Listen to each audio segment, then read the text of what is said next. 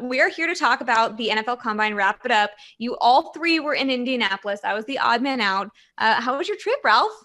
Well, Recording in it wasn't the progress. same without you, Michelle. That's for sure. I think we all wish you could have joined us, but it actually was different because it was like 70 degrees out there. Normally, it's like 70 below when I go out to Indy, but this was great. It was like it was summer. All right, so state of New York football, I think we can all agree, isn't great. Jets and Giants both have two top 10 picks, but they also have a lot of the same needs, especially at offensive line. Ike Ekwonu stole the show on media day. A lot of people having him going number one overall. So Connor, we're going to start with you. What makes him such a dynamic player? I mean, he checks almost every box, Michelle, right? When you look at it, he can play tackle. He can also slide inside to guard. He's really scheme-proof because of the explosive short area he possesses, but he's also got the power to hold up if you want to use him as a drive blocker. And I mean, the guy owned the podium session, right? He's an absolute character. He's a bright personality. He loves football. He really, really has gotten so much better from being, I believe, a 3-star recruit at a time, a guy overlooked, and now looks like he might end up being the top overall player for me in this entire draft. Now, I don't think at the end of the day he'll be the number one overall pick, but for someone that seemed like such a slam dunk option for either the Jets at 4, the Giants at 5, it seems like he's now in the conversation to go 3rd overall to the Texans. So Ike Ekwonu, there's no perfect prospect, but when you look at how many boxes he checks, from the athleticism to the film grade to the character, he's the whole package. Leger? Yeah, I got the, Roger with Connor Rogers, no pun intended there. But Ike Ekwonu, I just loved his interview at the podium. This is a guy that brings energy, says he wants to impose as well. So if you're talking about the New York Giants and you're talking about the New York Jets, both having young quarterbacks, how do you help them out? You get them offensive linemen that can run block, right? Take some of that pressure off them. And as Connor said, this guy might not make it to the, number 4 pick or number 5 pick. I'm hoping that he falls number 4 to the Jets. I think it would the podium and turn that if he's there at the number 4 spot. But there's talks that he could go 1 through 3. I mean, you talk about the Jacksonville Jaguars maybe getting them at number 1 overall. The Houston Texans, as Connor just alluded to. I think the Lions are kind of almost set at offensive line, so I don't see the Lions taking him. But there's a potential he can go at the number 1, number 3 spot. And I just love his position flexibility. You can move him all around. He played left tackle this past year in 2021, but if you go to 2020 tape, he played inside at the guard and was just, as dangerous there at the guard as far as mauling people off the line of scrimmage. So you love that position flexibility with him because you can move him up and down the line of scrimmage. I believe the only place he probably wouldn't play is the center position, but he makes your team and your offensive line better from day one. Yeah, let's face it, if he somehow gets to 4 or 5, I got to think that the Jets might run the card up to the podium. The Giants will run the card up to the podium.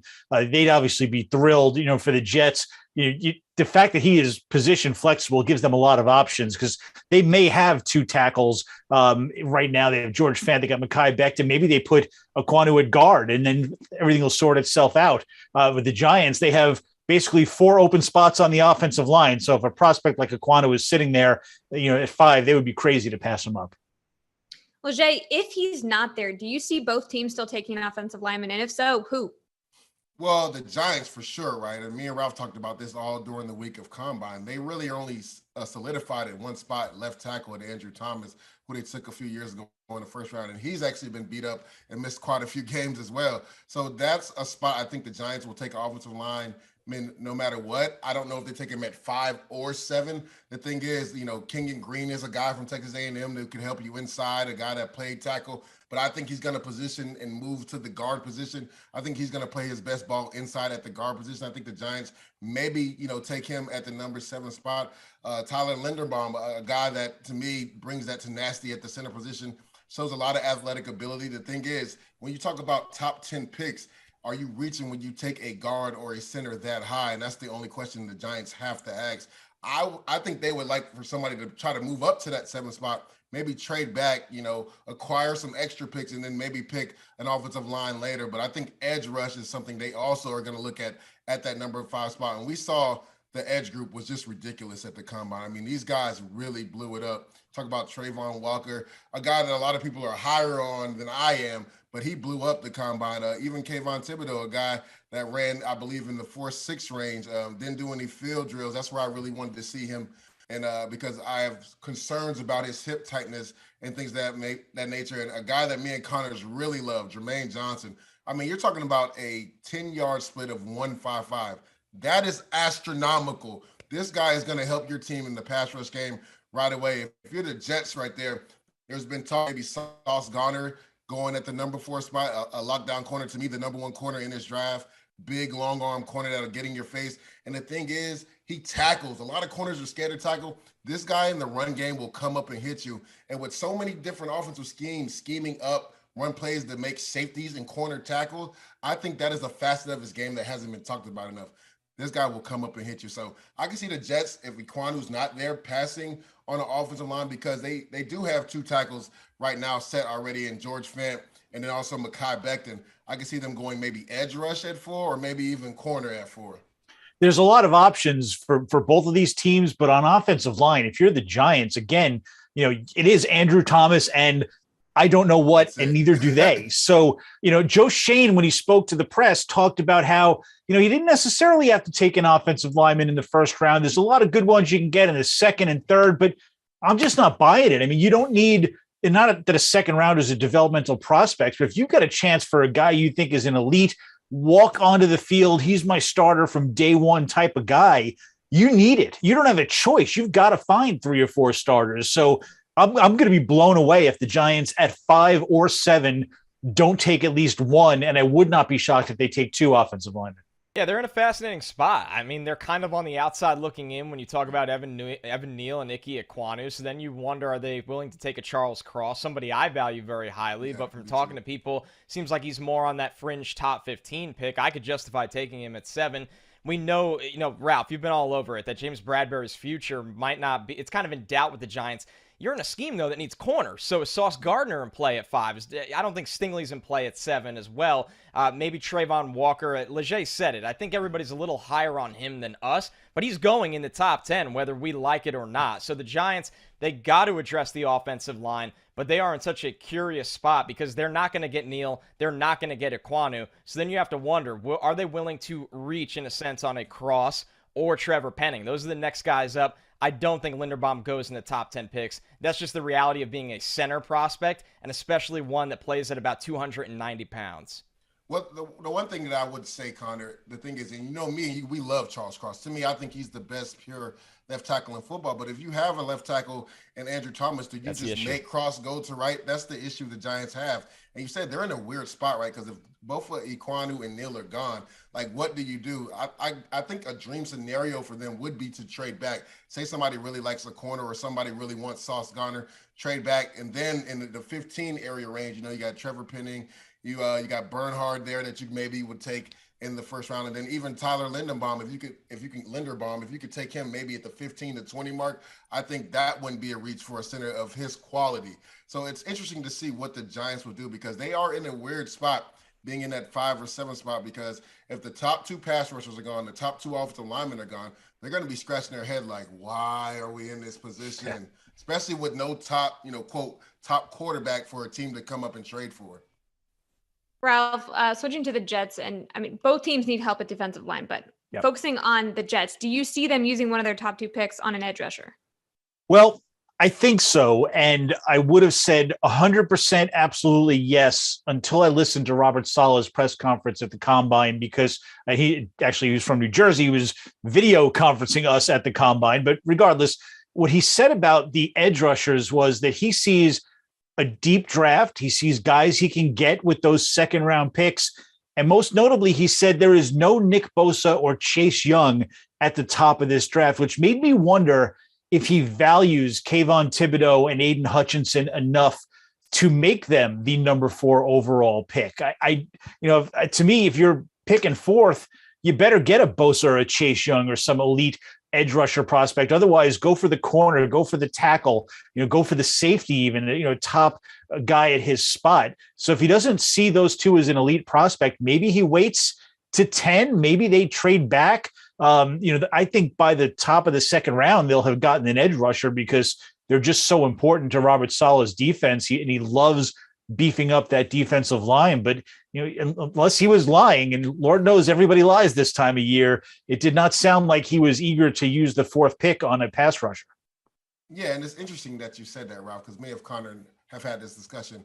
And I think people have to temper their expectations at the top of the first round, right? There's no surefire Von Miller. There's no Nick Bosa. There's no Myles Garrett. But what this class has, especially at the edge rush position, is a lot of good depth. And you talked about it. You can probably get a second round pick that potentially might have went first round in other years. A guy like Boye Mafe, who I've seen a lot of people maybe going to the Jets in the second round. This guy, if he falls to the second round, because he had a ridiculous day in Indy, he might end up going late in the first round. The defensive edge rush guy from Minnesota. So I could potentially see the Jets maybe not reaching to get an edge rusher, but I think with that 10th spot, I think that's the sweet spot. I think Jermaine Johnson comes into play right there at the 10th spot. I think if Ike Iguanu is there at number 4, they're going to run and turn in that card because it's the easiest decision to make, right?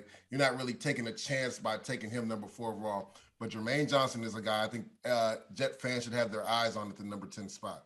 I think what you just said, Leger, is spot on, is that we need to be looking at 10 pretty closely for the Jets in pass rush because you could start to sweat a little bit if you wait till 35. This is a great pass rush class. There's no doubt about it. It's the deepest one that I've ever evaluated, but the hit rate on non-first round edge rushers is not very good, and the Jets are not in a position where they can afford that risk. Sure, Carl Lawson's coming back from injury. That's all and well, but even if Carl Lawson comes back up to 90% of what he once was, you don't have a sure thing across from him right now, and this defense is predicated on that front 4 getting home, or else it's all failed. So I think at 10, the door is open where these options are really good. You said it, Leger. Jermaine Johnson, worthy of a top 10 pick, no doubt about it. You have somebody like David Ajabo, who would be a different type of pick. You might be looking more at the ceiling, but you can justify taking him in the top 10 because you might have a star in 2 years. So, yeah, Aiden Hutchinson, Kayvon Thibodeau, they looked, destined for the top 5 of this draft, but you might get a really, really good player at 10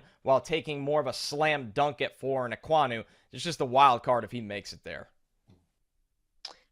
Let's look past the linemen for a little bit. I mean, Jets are in dire need of a safety. Kyle Hamilton's a first-round talent at a position that isn't usually picked that highly, and Coach Robert Saleh literally calls him a unicorn because of that. So, Connor, does it make sense for the Jets to draft a safety that high?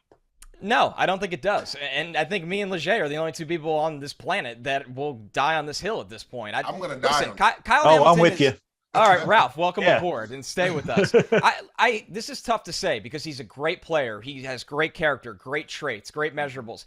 Kyle Hamilton is not a unicorn. I think he compares to some of the really good safeties in the league right now, but he is not somebody that we have never seen before. That's what a unicorn is.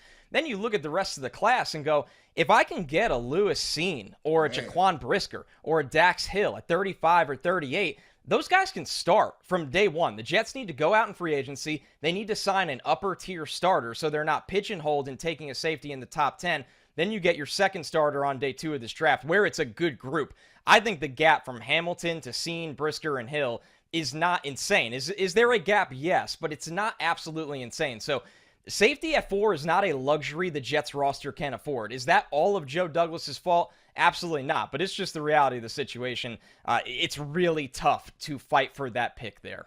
If you're picking that high in the draft, to me, I know we all make fun of Dave Gettleman for a lot of reasons, but his theory was if you're picking that high, you got to have that gold jacket player. And that may be a lofty thing, but to me, you're looking for greatness. You're looking for a guy that can impact the game from the moment he steps onto the field. That's the bar of a top 5 pick.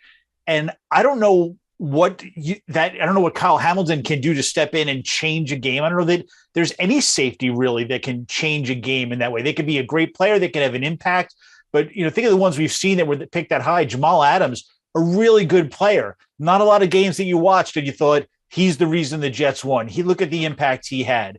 It's just not that type of position. There are elite positions for a reason. Edge rusher, cornerback, obviously quarterback, receiver. I'd even give you a left tackle, although even that sometimes to me can be a little high, but it depends on your need. It's just safety doesn't change the game that much to me where you say, go get that guy, unless you're looking at him going, I have never seen a player like this before.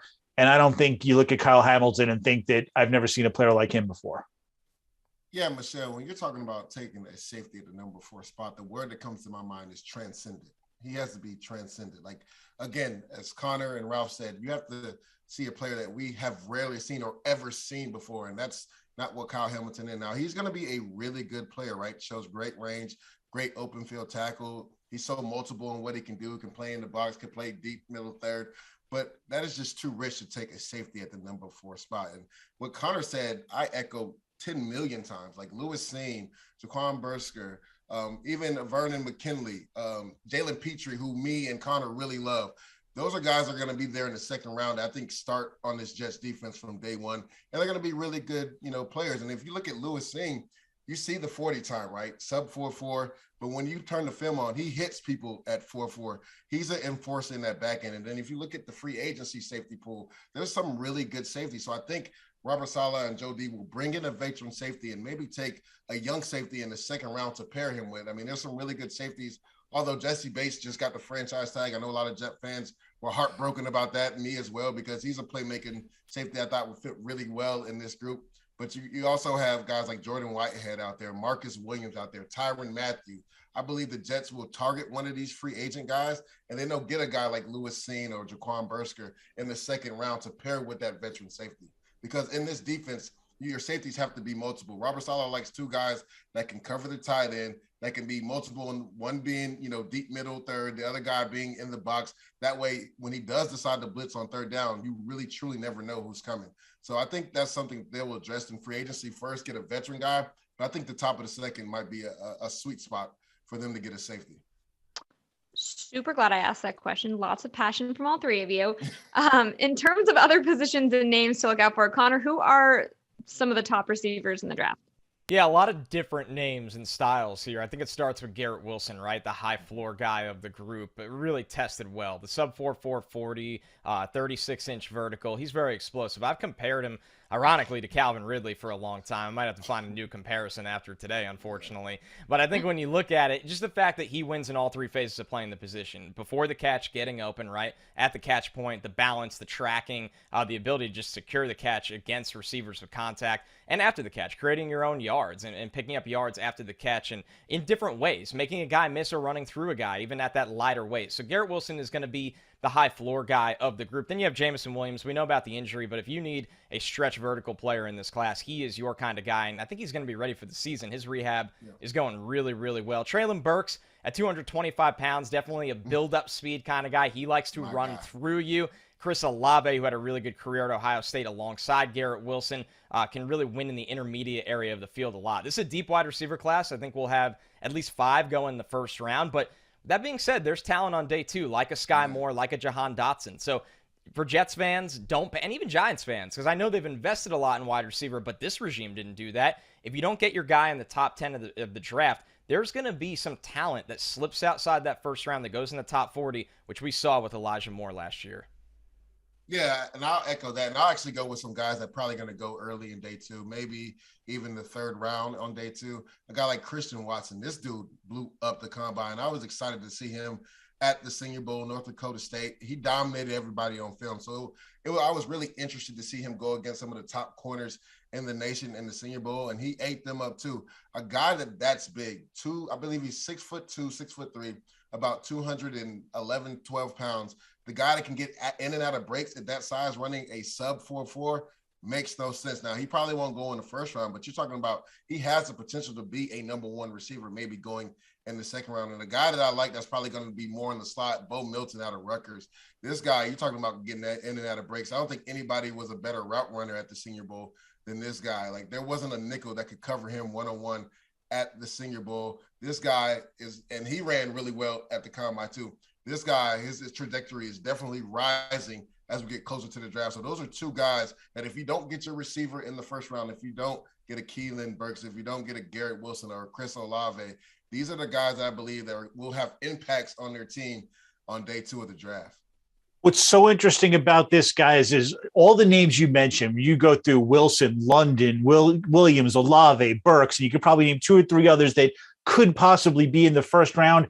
They're obviously not all going in the first round. And when teams see that, they see that glut of receivers and the depth of receivers, they tend to wait a little bit. And that's how you get, and this is becoming a trend as, college becomes more of a passing game, receivers become more NFL ready. They get pushed down in the draft. Really good ones become available in the second round, even though they may have first round grades. And, that's the beauty of it. I mean, I would think, Chris Olave, Jahan Dotson are guys who are going to go in the first round. They're first round talents, but somebody's going to get pushed out. And with the Jets sitting there with those 2 high second round picks, once again, if they're looking for a receiver, and I think they are, and I think they'll stay away from the free agency market, they're going to get a really good one later. There's no reason to rush to me on that 10th overall pick.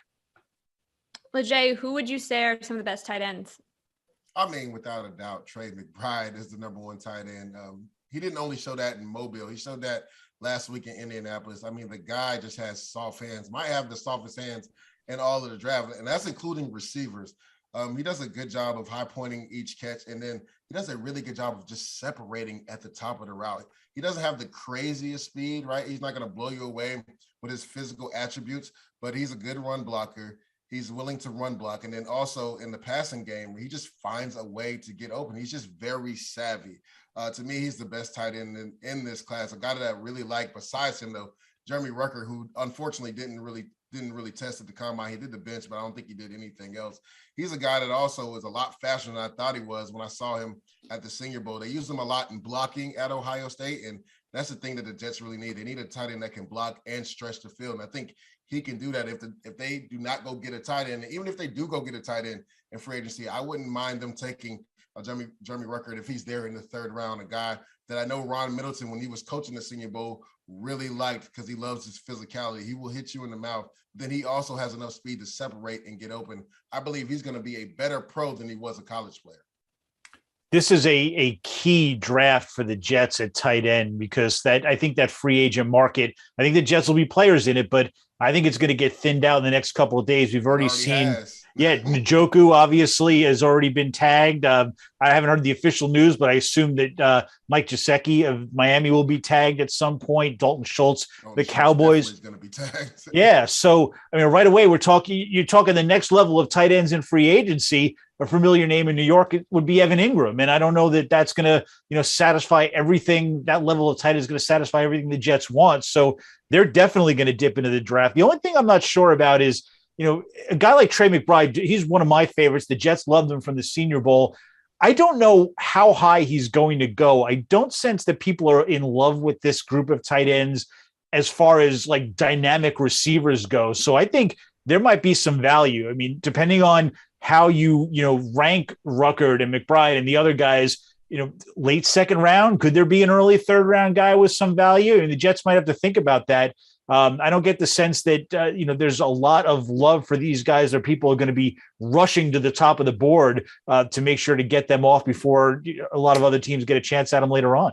Yeah, there's certainly value there in this tight end class because it's so deep, and you guys nailed it with free agency. We know how quickly things evaporate in each of these position groups, and it's going to get ugly for tight end where, if you're the Jets, you might be looking at taking on more of a flyer deal. A guy like Max Williams, who's one of the best run-blocking tight ends in the league, but he had a season-ending injury last year, and he'll be, 28 years old, so definitely somebody that isn't going to be this stud. Is just going to come in and be more of a blocker for you. Robert Tonyan, another guy with a season-ending injury. And then you look at the draft and you probably start to feel the heat that we need to get a dude in here. So that's when Jeremy Ruckert comes into play. A day 3 guy that I really like is Jake Ferguson. He had 30-plus catches all 4 seasons of college, and he's a blocker. So when you're having that kind of receiving production while also being a really good blocker, that says something to me. And then you look at 2 guys that'll probably play more of the F role. They'll kick off the line of scrimmage. Greg Dulcich from UCLA and Isaiah Likely from Coastal Carolina. They're both high-cut kind of players. You're not going to ask them to stay in line and block a pass rusher one-on-one, but can you get them athletically on the move to block people and be effective seam guys because of their athleticism? I think that's something the Jets offense is really, really missing. So just because they probably don't draft one, and there's no lock they draft one in the top 40 or pay a guy $12 million a year, they can find capable starters round 3, 4, and 5 in this draft. Yeah, one more guy I really like too, Connor, I know we've talked about him too, is Cole Turner from Nevada. Really big tight end, like 6'6", does a good job of stretching the middle of the field down the seam, had a couple good catches at the Senior Bowl practice, and he can run too. So that's another guy that the Jets or even the Giants may, particularly look at, because I think the Giants are going to lose both of their tight ends, one in free agency.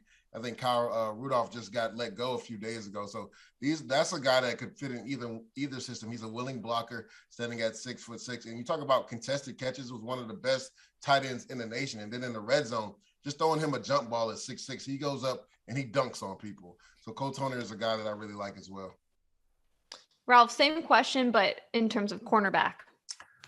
Well, I'm really interested to see what Derek Stingley is able to do at his pro day and how healthy he actually is. He had been talked about as, the best cornerback in this draft for a long time. And, look, both the Giants and Jets have to give some serious thought with cornerbacks in the top 10. He's had a Liz Frank injury that he's been dealing with, and he says he's healthy and ready to go, and he's going to be full go at his pro day. But he's had so many injury issues that I'd want to be really, really sure that he's healthy before I used a top 10 pick on him. So I'm curious to see what his pro day is going to be like. But the guy that's, rising up everywhere is Sauce Gardner. Is just an impressive prospect, has the size, has the speed, the confidence that you need in a cornerback, a nose for the ball. He's a guy that I know the Giants love, and I've got to think that they have to seriously consider him at 5 or 7, depending on what happens with James Bradberry, whether he is traded or cut or they find a way to keep him. But corners are so important to the Wink Martindale defense that, if they get rid of Bradberry, they're going to have to replace him with somebody good. So Sauce Gardner might end up being the top guy on their board. Yeah, listen, it's saucing than everybody else right now. So if you're the Giants, you probably take him at 5 if you're in this corner market, because I don't think the Panthers would take him at 6, but there's always the chance teams are calling a trade in front of you. It's going to be saucing than everyone else. Amazing story. Former 160-pound recruit. I think he was a 3-star, and he's just built himself into a really, really special player. He's right up there with last year's special group of Surtain and J.C. Horn. Now, what's interesting with Stingley is this is kind of a fall from grace at this point. If he was draft eligible after 2019, he was going in the top 3 to 5 picks of that draft. He did not have the same kind of season in 2020, and then he got hurt in week 3 of this year, and it's a significant injury, a Liz Frank injury. Does not work out at the combine. There is a lot for teams to unpack there with Derek Stingley, a true press coverage, man-to-man corner. But how limited is he going to be by this injury long term? And when you talk about the Jets in play, they're not taking a guy like that at 10. There's too much risk there. But what if the Steelers come up at that 10th pick and want a quarterback and the Jets are sitting back there at 20? I think Derek Stingley can legitimately fall out of the top 15 picks of this draft. I think he will fall out of the top 15 picks of this draft. The Jets got to do their homework for every possible scenario because how much they like to move up and down the board. Derek Stingley has a lot of questions to answer for NFL teams right now. Yeah, I liken Derek Stingley's fall to Caleb Farley from last year, right? Yep. To me, he would have been the number 1 corner if not for the injuries.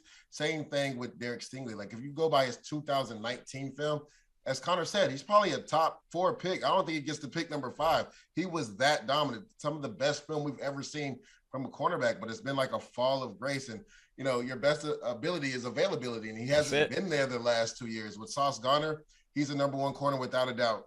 Big corner at 6'2", long arms, gets his hands on you. We talked about him earlier. 2 other guys that I really like, though, is Trent McDuffie and also Kyler Gordon. Both played at the University of Washington, and we know they put out really good DBs. Now, these guys played a lot of off-man, right, in zone coverage, so you got to talk about scheme fits. If you're your team that plays a lot of off-man and you play more zone coverage than straight up in-your-face man, even though I think Trent McDuffie has a temperament to play a lot of man coverage because he's a guy that will come up and hit you, and he's built like a brick house. He'll come up in and hit you in the run game, and they blitz him as well. But those are 2 guys that I really like. So if you're not able to get maybe a Sauce Gardner, I would not be surprised if a Trent McDuffie goes before Derek Stingley, depending on when you do your due diligence, if you don't think he's going to come back from the injury and play like he did in 2019. Guys, so much great insight from all 3 of you. Thank you so much. That'll do it for this live episode of the Tailgate. For Ralph Vacchiano, Connor Rogers, and Leger Douzable, I'm Michelle Margaux, and we'll see you at the draft.